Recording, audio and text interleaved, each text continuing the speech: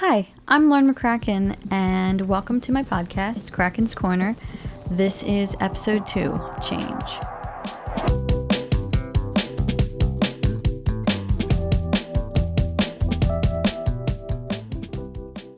So this week I wanted to talk about change. It's something that I think everyone struggles with in some aspect of their life. And I wanted to open up with this really kind of funny quote that I remember hearing from an old friend of ours, Father Jerry, who I'm sure will be referenced a lot in the future. Very interesting character, very wise, very quirky, kind of funny guy. And he said to a group that I was in about change, he said, "The only time you stop changing is when you die. And even then, afterwards, your body starts to change and you can't control it anymore. So it's inevitable in life." So really, I'd like to focus on different ways that we can kind of think about that this week. For you, change could be something that you choose for yourself. It could be moving to a new place. It could be taking a new job. It could be becoming a parent. Maybe joining a new relationship. Maybe you graduate from somewhere. Or it could be something involuntary, like maybe you're dealing with a loss of a job or a loved one or a relationship. It could be the diagnosis of you or someone you love with an illness. Could be the loss of a friendship, which I think is something that isn't spoken about very much, even though I think that's a very impactful thing on your life when that does happen. It can really shake you up. Just speaking from personal experience. Or it could even be having new responsibilities kind of thrown onto your shoulders now that you weren't ever thinking you'd have to deal with. So yeah, when I think about change, the person that I think really exemplifies handling change the best way possible would be my grandma. She's 90 years old. She's amazing. I really admire her in a lot of ways for her attitude, and I've taken a lot from the stories that she's told me over the years about her life, and I hope someday to have her on this podcast if she feels comfortable with it, and I think we could all probably learn something from her and from many of our older citizens in this world who've seen a lot of crazy things that they could kind of reflect on a bit. So just a little bit of background about her life to give you an introduction. She was born in America to working class family. She was the youngest of 2 daughters, and these people came over with not very much money, not very much support. They really struggled a lot in America, and as a result, when she was a child, her and her family moved to England for a while, and they were considering moving back to England permanently. Of course, my grandmom had never been there before. Her and her sister had always grown up in America, and she would tell me about how when she was a little girl, she would get in trouble for being kind of a mischievous person as a kid. That's always been her personality. And getting sort of like, what's the word? And sort of being pointed out as like, oh, like, here's the American monkey again. This little girl crawling up the flagpole and like doing all these crazy things. And how that was kind of tough for her. But she isn't the type of person to ever complain about having a hard time, which really impresses me because I feel like that's just the most natural thing to do when you're struggling, is to want to vent about that.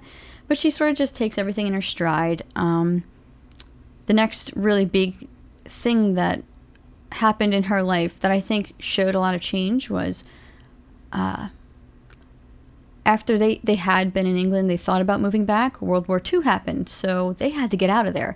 And they came back to the States, which is good for me because if they hadn't, she never would have met my grandfather and I wouldn't exist. So glad they did, at least. So anyway, World War II happens, and she decided to go back to England, visit her family, And she was about 19 or 18 from what I remember her saying to me about it at the time.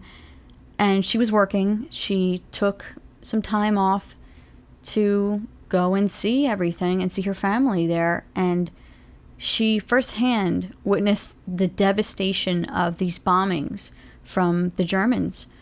And she spoke to me about how you would see families on Sundays walking out into the streets. A lot of homes were demolished. A lot of buildings were ruined. This is even after the war, even a few years afterwards.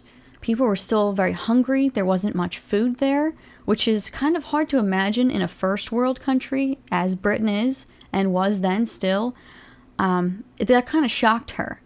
And I remember her telling me she had friends from her job who sent a suitcase full of food over to her and her family because they were so hungry, and she wrote to them and told them about that.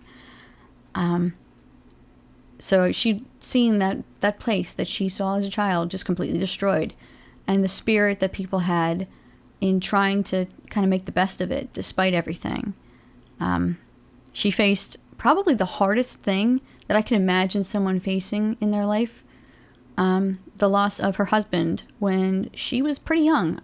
My dad was about 10 years old, and suddenly my grandmom, who had 4 wonderful children and a really awesome and supportive husband, was a widow at a very young age. And now suddenly she was a single mother, and she had to fill the role of both parents unexpectedly, Most people don't expect their spouse or their partner to die, especially when you're maybe in your 30s or 40s. You think about that happening later in life. But somehow she always kept this very strong demeanor about her, where she, and I think that part of this is just her culture being extremely British and in her upbringing. You don't really talk about your feelings much, which I don't think is a great thing in and of itself. But one thing she did take away from that I think was very strong was to always try to make the best of a bad situation, keep your chin up, the old keep calm and carry on thing, because she took it all in her stride. And, she was an incredible mother to my father and my aunts and my uncle, despite the fact that she was grieving really the whole time. And she kind of was just there for them and made it a priority in her life to be the best parent that she could be and provide for them and give them all the resources that they would need to succeed in their lives. So, yeah, I really think that she handled change very well over the course of her life. Of course, she's dealt with a lot more than just that, but those are just 3 things in particular that I think had to be really striking changes to try to handle. So I guess when I think about change is so frightening for us because it's unfamiliar, and anything unfamiliar takes us out of our comfort zone, and that's always a scary thing. But there's a quote, actually, more of a story, I guess, from a friend of mine, Dan Fran, who I'd love to have on this podcast in the future. Incredible person. When we had first transferred into Temple University, as I have on my shirt, I'm an alumni from there, and so is he. We were both transfer students, so we had already done our schooling in other places, and we were kind of older, entering into the whole scene of everything. And the way that he spoke about his life just fascinated me. Like, he compared our new semester together in this new school as a new series in his life. And he's like, oh, this is just season 1 of this new series. And I was like, that's a really good way to think about it. Instead of letting that fear of the unknown kind of wash over you and consume you, to try to view it as a new opportunity and a new cast of characters and a new narrative in your life, and see where it might take you and see how you might develop as a character and the people that you'll meet along the way. I think we really need to take these opportunities for change and use them as a chance to further identify who we are and that can be tough to do, but it can also really help us to get a perspective on where we are. So I guess one of the big stories, I guess, in my life where I think about how I had to deal with change was actually graduating from Temple, because that was an extremely hard thing for me to come to grips with. Even months before, if you ever have been a fan of, like, especially the new Doctor Who, the 10th Doctor, one of his big quotes, and that stand out to me, was the idea of, I don't want to go. When he knew his time was ending, he was dreading it. And I kept thinking and feeling that way too. So during college, just to give an idea, I was dreading the idea of losing myself, because I had really found myself at Temple. I was deeply involved in the Catholic group there in the Newman Center. Like, I had thrown myself into it 100%, and I loved volunteering. I loved going out and actually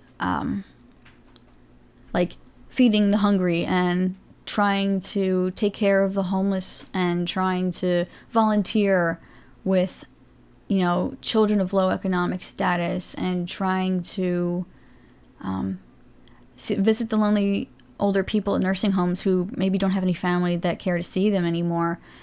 And I felt like I was really living with purpose.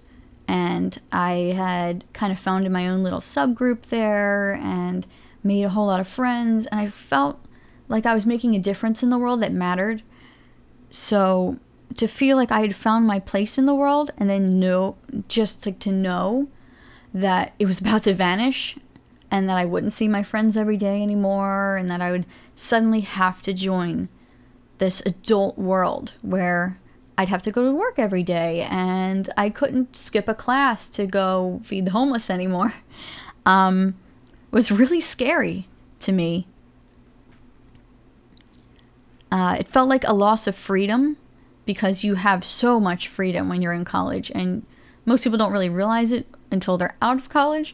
But I sort of knew that when I was there, that it was a temporary state of kind of living, and I was kind of scared to see it go. But I remember really thinking about it and thinking, God, give me some kind of something to look forward to now, because I don't know what's coming next, and I'm terrified of this change that's coming. And literally like an hour or two later, I got this phone call from one of my best friends, Brian, and he told me that he was planning to go out to LA shortly after I graduated for a little trip for about a week. He was originally going to go with someone else, but they couldn't go anymore, and he wanted to know if I could go with him. And I'd never traveled anywhere that far away from my family, and it would just be me and him, and he's like a brother to me, so we're very comfortable together. And I was like, you know what? Yeah, let's do it. Let's see what happens. This should be actually really fun. So that kind of gave me something to look forward to, and it helped me to feel like I could be more independent. And it helped me to realize that sometimes a change of scenery is really good for giving you a new perspective on things, like seeing all the sights out in LA and going through Hollywood, and I got to meet up with my cousins, and it was a really nice time. But being able to do that by ourselves, because I guess being someone who obviously grew up with a lot of anxiety issues, a lot of times I feel very dependent on other people in order to feel calm or to feel safe. And just like kind of doing that on our own, it made me feel empowered to do other things on my own, and like, yeah, I am capable of taking care of myself, and like, this is such an interesting place, and meeting some really neat people out there, and kind of catching a whole new vibe of life and culture, which was amazing.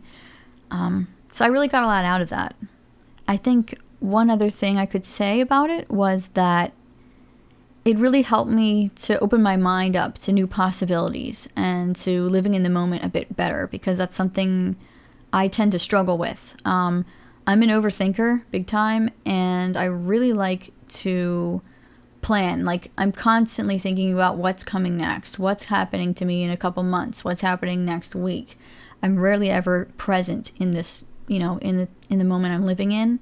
And that helped me to do that better. So I hope that that you get a chance to do something like that sometime in your life, and to take a little bit of a chance and to change something and see yourself grow from it. So I guess I'd like to add in this idea of a graduation perspective.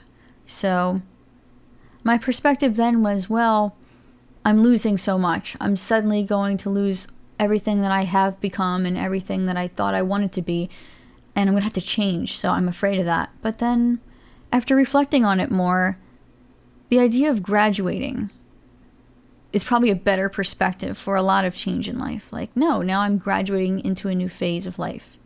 Maybe you're graduating into a new job or a new relationship, and it's saying that you've completed something and that you've learned something from that experience. You're taking the best of it, and you're going to make your life that much richer because of it. And now you're moving on, and it's okay to close that chapter.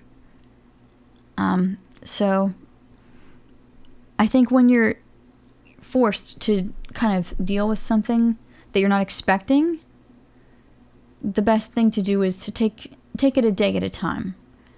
And, kind of take a little bit of that idea from Dan Fran that this is a new series in your life. You don't know all the things that are going to happen. You don't know the plot line yet. You don't know all the characters yet. And that's okay, because they might surprise you, and it could be really wonderful. And I think life is a little bit more exciting when we don't know what's coming. And yeah, I guess just to reiterate, I think change should be viewed as an opportunity to better define who you are, because a lot of us think we know ourselves until we're thrown into a new situation, and then we learn that we're actually kind of different than we thought we were, and that's okay. It's good to know that, and it's good to have those experiences in order to figure that out for yourself. So yeah, I guess this is the end of my second podcast ever, which is kind of crazy. I never thought I would do one, but I'm really glad that I started this. I'd really like to thank my viewers who have tuned into this. I know a lot of you guys are people I know at this point, since it's very early on, and I hope that I can reach out to a lot of people I don't know as well, and give you something of benefit to help you grow and, keep on going through this journey of life together. I'd like to thank everyone who reached out to me to give me feedback about this episode. Some people have told me they thought it was really helpful for them, and they wanted to pass it on to people that they knew. And I'm so glad to hear that, because really that's what I want to do. As much as it can be a selfish act to, put yourself out there in this sort of a way, I hope that's not the main motivation. I hope that I really can help somebody who's maybe dealing with something kind of hard and wants a new take on things. Maybe I can provide that. But yeah, I just wanted to encourage you to subscribe. Obviously, if you're on YouTube, which is where I'm putting this for now, maybe in the future we'll have it somewhere else, and that'd be cool. But for now, I think it's just going to be on there, and I hope you can enjoy it. Leave a like if you enjoy it, and even more importantly, share it with someone who you think might get something out of this. So, once again, if you have any comments, if you have any questions, if you have any stories you want to share, if you'd like to give some advice, or if you'd like some advice, either way, please feel free to contact me through my email here at the podcast, which is krackenscornerpodcast@gmail.com, spelled CRACKENS, corner, CORNER, podcast, PODCAST, @gmail.com. And yeah, thank you so much for tuning in, and I hope you have a wonderful week. Bye!